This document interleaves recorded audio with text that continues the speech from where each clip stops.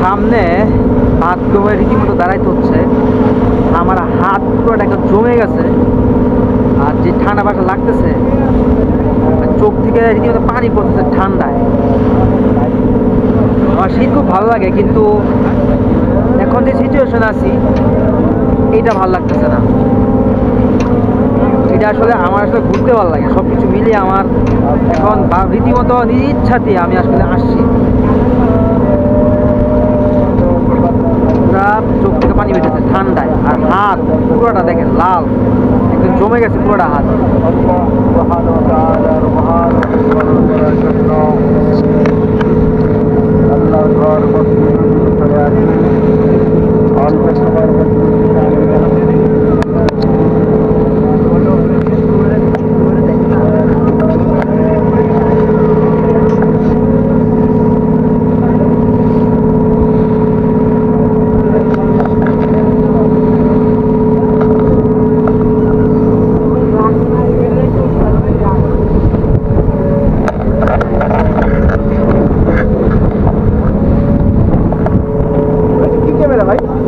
भैया GoPro या sorry ये कैन S9R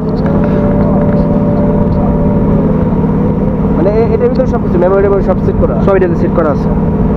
ক্যামেরার দাম বেশি না, ক্যামেরার দাম হচ্ছে আপনার 3500। আর একটা যদি 4K রেজুলেশন যদি একটা ক্যামেরা নেন তাহলে ওইটার দাম পড়বে আপনার 1500। এটার সাথে লাগা লাগে। হ্যাঁ, ক্যামেরা সেট করা যায়। মানে এটা আপনার ছবি নাকি শুধু ভিডিও খায়? সব হবে। ছবিতে কত মেগাপিক্সেল করে খায় একটা? ছবির জন্য ভালো না, এটা ভিডিওর জন্য ভালো। যারা হচ্ছে মোটো ব্লগ করে তাদের জন্য ভালো।